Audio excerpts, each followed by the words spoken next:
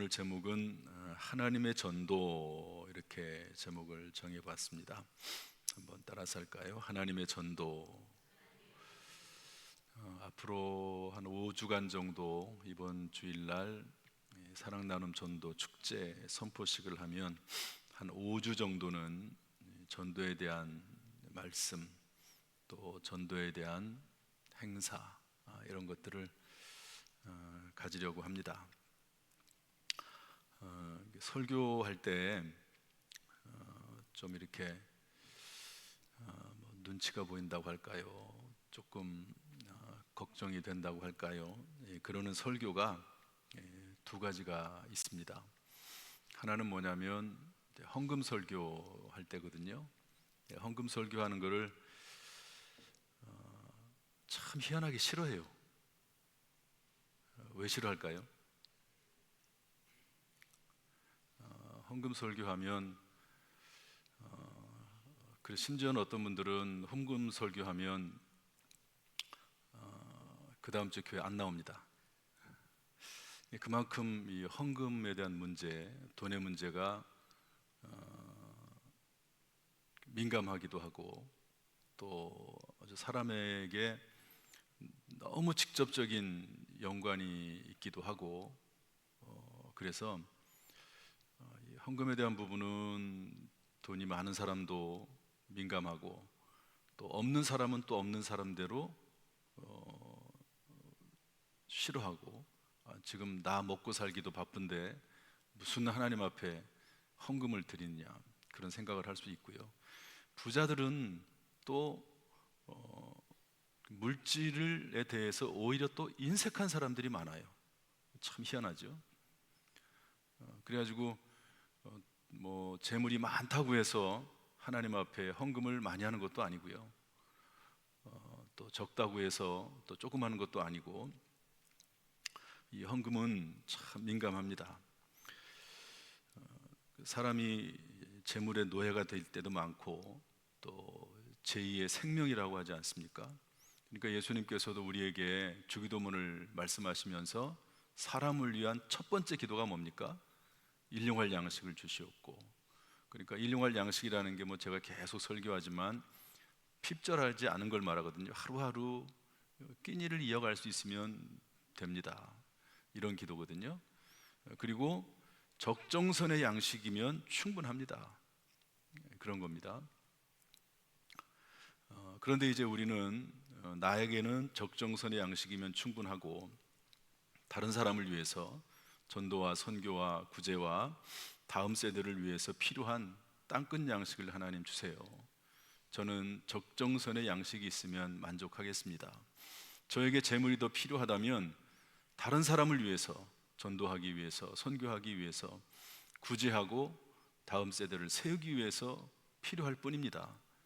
하나님이 저를 믿으실만 하면, 어떻게 하면요?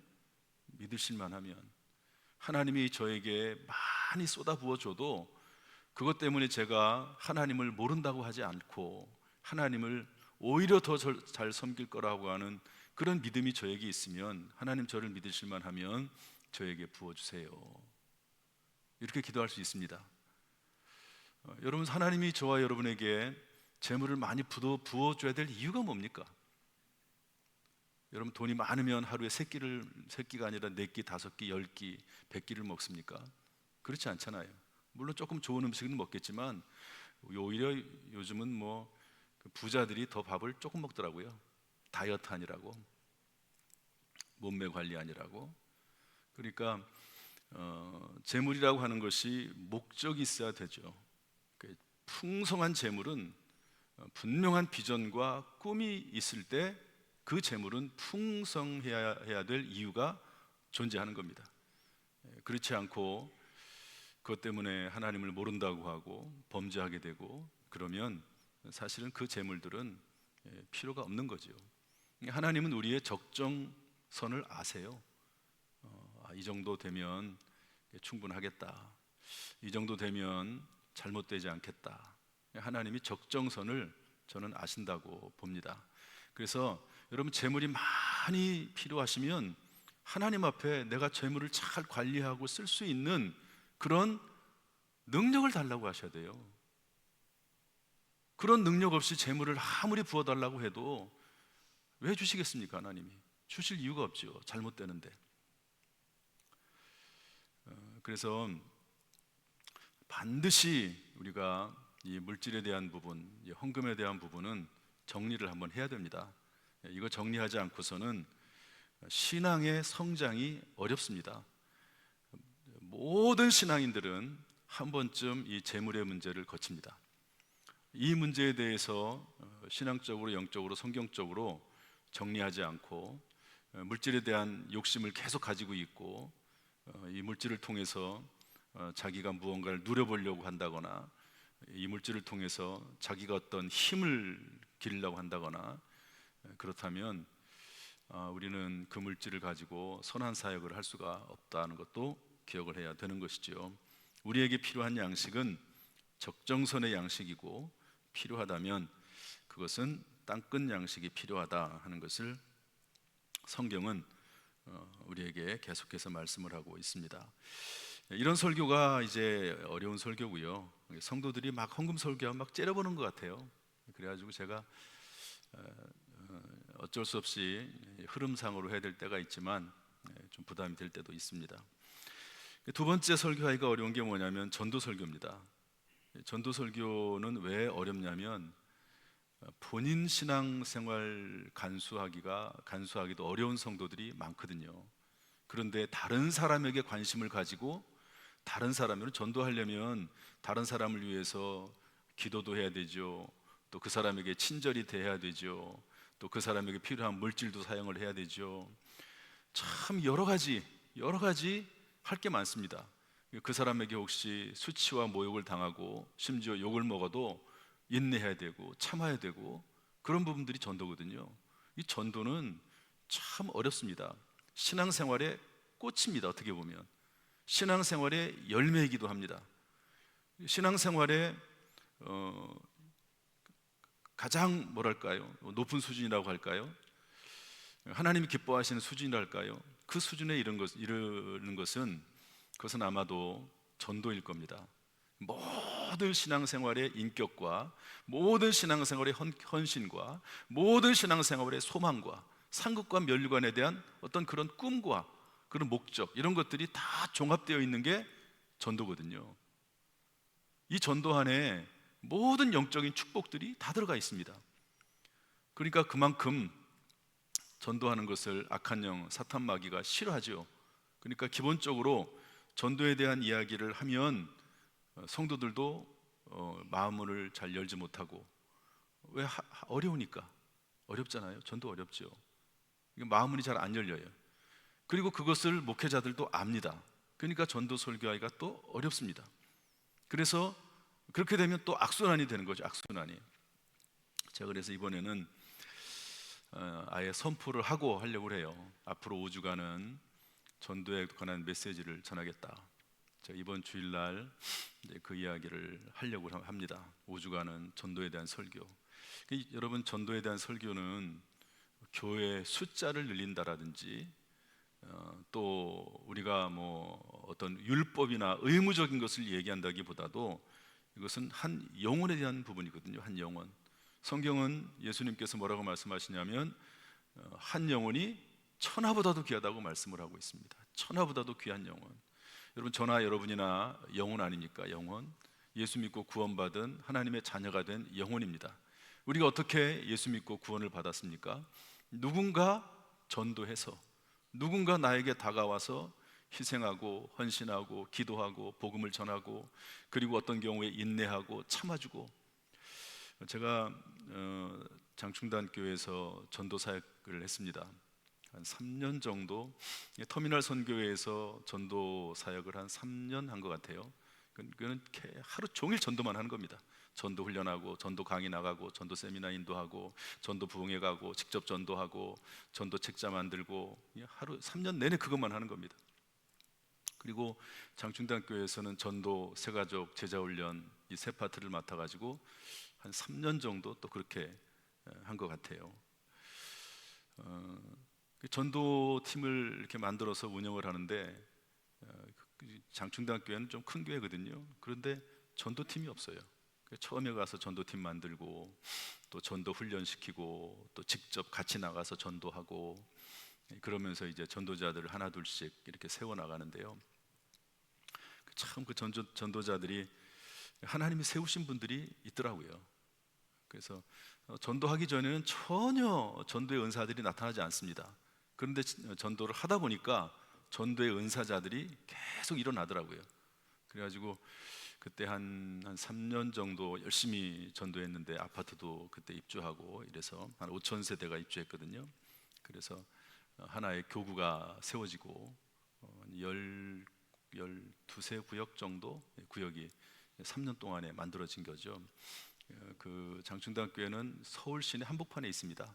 그 지역이 뭐 예를 들어서 동대문 있고 뭐 저기 뭐 두산타워, 밀리오레 뭐 이런 아주 그야말로 서울의 상권의 중심부에 있는 그런 도시 그 교회거든요. 그러니까 상주 인구가 그렇게 많지 않습니다. 그 교회는 정말 하루 1년 내내 전도해야지만이 그 교회가 유지되는 그런 교회라고 볼 수 있습니다.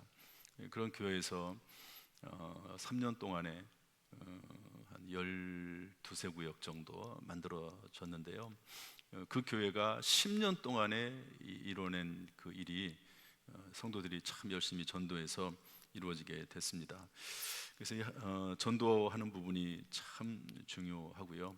아마 교회 내에서 이 전도에 대한 부분을 뺀다고 하면 어떻게 교회가 존재하겠습니까? 초대교회도 전도로 이루어진 교회고요. 사도 베드로가 성령 충만 받고 말씀을 전하고 예수 그리스도의 복음을 전해서 3천 명이 회개해서 교회가 세워지지 않았습니까? 그런 것처럼 이 전도는 교회의 핵심적인 부분이라고 볼 수가 있습니다. 그래서 하나님께서 우리에게 전도의 영을 부어달라고 한 영혼을 사랑하는 마음을 부어달라고 우리가 기도하는 귀한 시간 될 수 있기를 주님의 이름으로 축복합니다. 또한 이 시간 우리의 마음속에 영혼 사랑하는 마음 주시기를 주님의 이름으로 축복합니다. 오늘 말씀 속에서 전도에 대한 몇 가지 교훈을 받을 수가 있는데요. 우리 14절 말씀 한번 읽어보겠습니다. 우리 11절부터 14절까지 다시 한번 읽어볼까요? 11절부터 14절 다시 한번 다 같이 시작. 우리가 드로아에서 배로 떠나 사모드라게로 직행하여 이튿날 네아폴리로 가고 거기서 빌립보에 이르니 이는 마게도냐 지방의 첫 성이요 또 로마의 식민지라. 이 성에서 수일을 유하다가 안식일에 우리가 기도할 곳이 있을까 하여 문 밖 강가에 나가 거기 앉아서 모인 여자들에게 말하는데 두아디라시에 있는 자색 옷감 장사로서 하나님을 섬기는 루디아라 하는 한 여자가 말을 듣고 있을 때 주께서 그 마음을 열어 바울의 말을 따르게 하신지라. 사도 바울이 빌립보라고 하는 곳에 이제 전도하러 가게 됩니다. 선교하러 가게 되죠. 사도 바울은 전도자입니다. 선교사거든요. 근데 요즘과 같은 그런 선교사가 아니고요. 순회 전도자로서의 선교사입니다. 순회. 이 당시에는 순회 전도자가 많았습니다. 사도 바울처럼. 그래서 이곳에서 복음을 전하다가 교회가 만들어지면 떠나고 또 이곳에 가서 복음을 전해서 교회가 만들어지면 또 떠나고 이런 일들을 많이 했거든요. 제가 도봉에서 목회할 때 거기에 한 선교사님이 계셨습니다. 여자 선교사님인데 저하고 나이가 동갑이에요.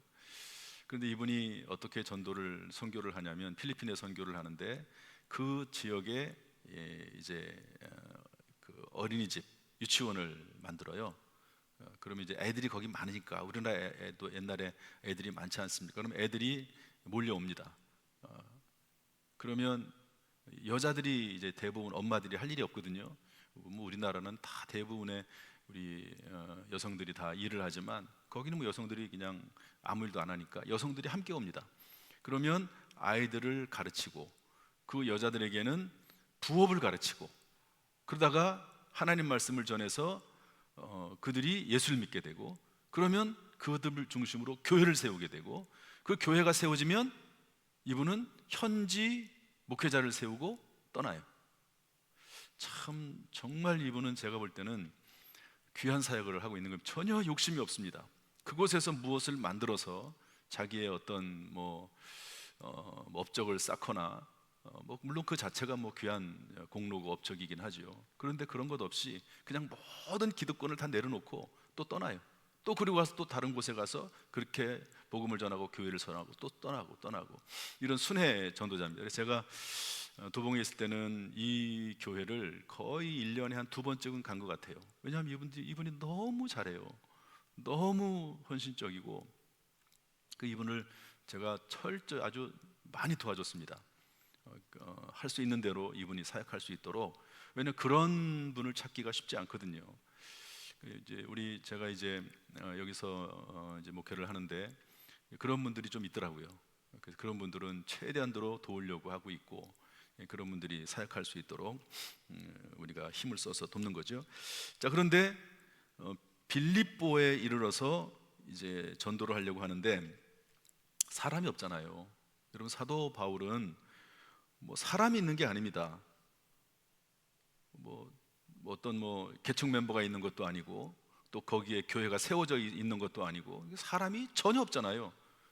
거기서 도대체 뭘 어떻게 하겠습니까? 참 제가 볼 때 너무 어려운 것 같아요.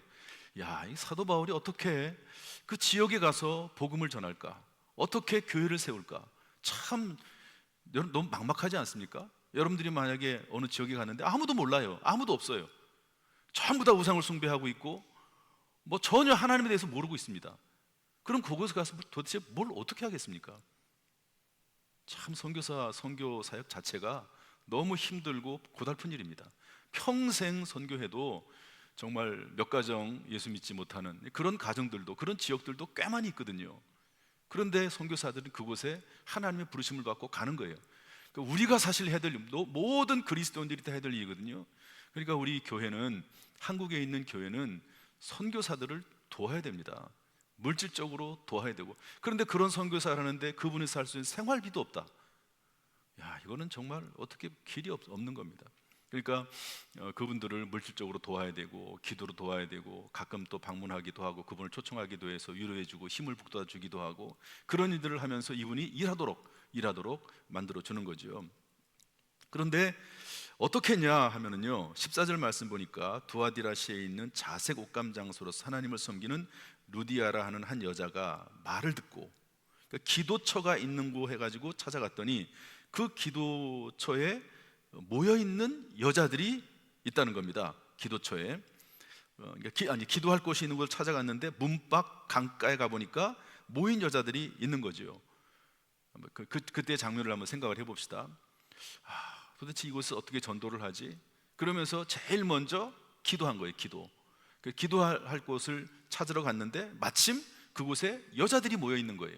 여자들이 모여 있어가지고 그 여자들에게 하나님의 말씀을 전했겠죠.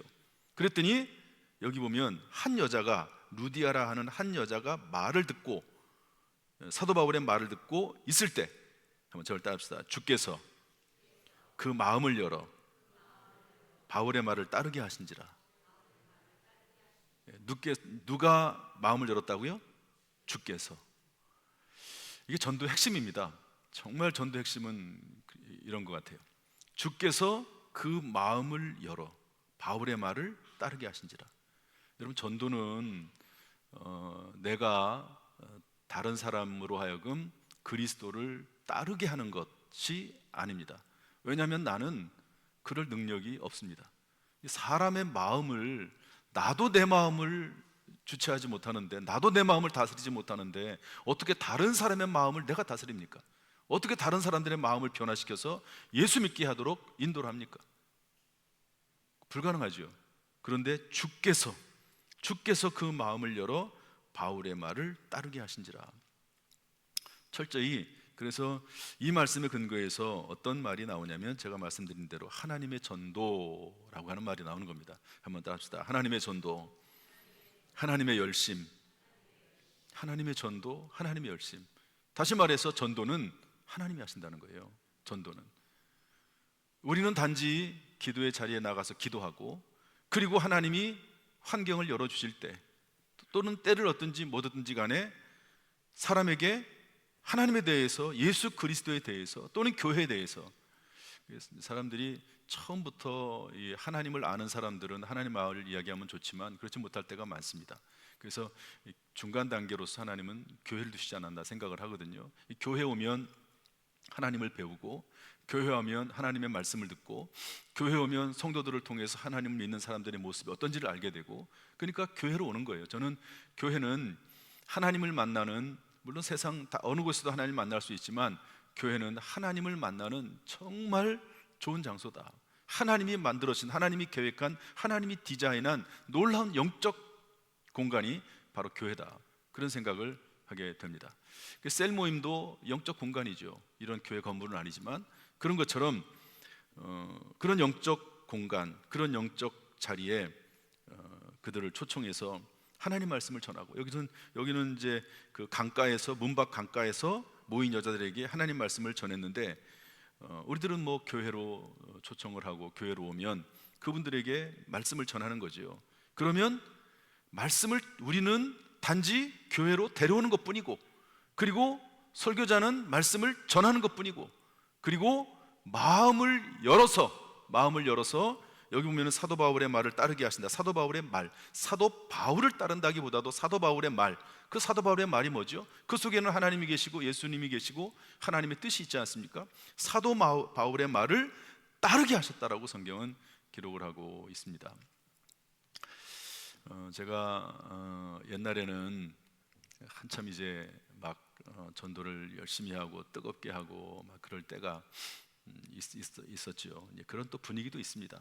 그때는 전도를 하면 항상 목표를 정했어요. 목표. 이번에 우리 전도 목표는 100명입니다. 200명입니다. 제가 유년부 총무할 때, 그때는 뭐 전도사도 아니고 뭐 신학생도 아니고 아무것도 아니죠. 그냥 일반 청년으로서 그냥 교회 총무로 봉사하는 거예요. 그때 하나님 앞에 기도하면서 이번 여름 성경학교의 목표는 300명입니다. 이렇게 딱 정하는 거거든요. 그때 한 60명, 70명 출석하고 있는데 주일날 이번 여름 성경학교의 목표는 300명입니다. 뭐 전도사님도 안 계시고 그러니까 이제 부장 집사님하고 교사들 한 20명 정도 되거든요. 그분들하고 함께 기도하면서 목표를 딱 정하는 거예요. 이번 목표는 300명입니다. 그렇게 하고 시작하는 거예요. 그렇게 계속 점검하고, 그리고 계속 또 격려하고, 또 전하러 나가고 초청하고, 또 아이들 보고 친구들 데려오라고 얘기하고, 그렇게 하는 거거든요. 제가 한동안 그것을 잊어버렸어요. 한동안 잊어버렸습니다. 워낙 뭐 코로나도 생기고, 또 우리 교회 건축도 하고, 건축하는데 전도해야 되지만 아무래도 동력이 좀 떨어지지 않습니까? 그거 끝나고 나니까 또 어떤 교회 뭐 어떤 사고 생기고 또 그 다음에 코로나 터지고, 그러면 제가 그걸 잊어버렸어요. 그런데 며칠 전에 기도하는데 그 생각이 떠오른 거예요. 아, 그렇지. 전도는 영혼이고, 그 영혼을 구원하는 숫자를 우리가 한번 정해놓고 기도하면서 하나님 앞에 부르짖어 기도하자. 이 숫자가 아니라 영혼이라고 생각하고 우리가 목적을 정하고 목표를 정하고 한번 기도해보자, 전도해보자, 그런 마음이 들었어요. 이거는 뭐 계속 제가 하나님의 전도란 말을 하지만 이것은 그 사람이 예수 믿게 하겠다는 말이 아니에요. 예수 믿겠다 하는 말이 아니고 초청해서 이 자리에 앉도록 하는 게 1차 목표입니다. 그리고 하나님 말씀을 전하는 거죠. 그리고 그 사람이 하나님의 말씀을 따르는 거나 안 따르는 거는 내 소관사항이 아니에요. 여기 뭐라고 되어 있죠? 누가 사도 바울의 그 말, 복음의 말을 따르겠다고요? 주께서 하는 거지. 나는 전하고 초청해서 데려와 앉게 하는 거지. 이거는 그 사람으로 하여금 예수를 믿게 하고 따르게 하는 것은 누가 하시냐면 주께서 하신다는, 주께서. 그래서 제가 이번에는 그 박연옥 목사님을 모셔온 거죠. 이분이 무당이었는데 참 정말 극적으로 예수 믿게 되고, 또 그리고 이분이 또 아버지를 전도하고, 또 이용표 선수나 축구 국가대표 선수들을 전도하고. 여러분, 이런 일들이 쉬운 일입니까? 하나님이 다 하시는 거거든요. 그래서 이분을 모시면 좀 전도의 동력이 되겠다. 아, 이런 분도 있구나. 아, 이렇게 예수 믿는 거 중요하구나. 예수 믿으면 이렇게 삶이 변화되는구나. 여러분, 무당이 무당이 돈을 많이 번대요. 무당이 돈을 많이 번답니다. 그래서 무당이 자기가 잘못된 길로 가고 있는 것을 알고 있고 이 길로 가면 자녀들이 잘 되지 않는다는 걸 안대요. 그런데도 이 길을 가는 이유가 수입을 포기할 수 없어서. 이분이 하는 말 중에 그렇게 나옵니다. 그러니까 한번 이제 귀신 내림을 받고 귀신이 이제 자기 속에서 역사하고, 귀신이 또 항상 자기 속에 있는 건 아니래요.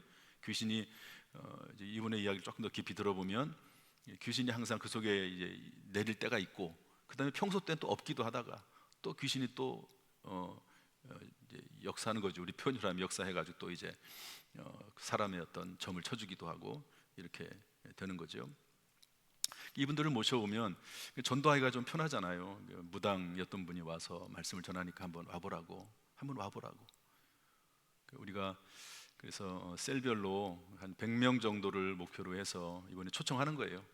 그냥 말씀 듣게 하는 거예요. 이번에 말씀 듣게 하고, 이번에 안 믿으면 다음에 또 내년 봄에 또 있어요. 내년 가을에 또 있어요. 또 앉게 하는 거죠. 그래서 평소에 좀 관계를 잘하고 잘 섬기고 또 선물도 주고 뭐 밥도 좀 사주고, 그 좋은 관계를 유지하다가 야, 이번에 또 누가 오는데 한번 와봐. 그래서 또 앉아 있게 하는 거예요. 그번에도 안 되면 또 그 다음에 또 하면 되는 거죠. 뭐.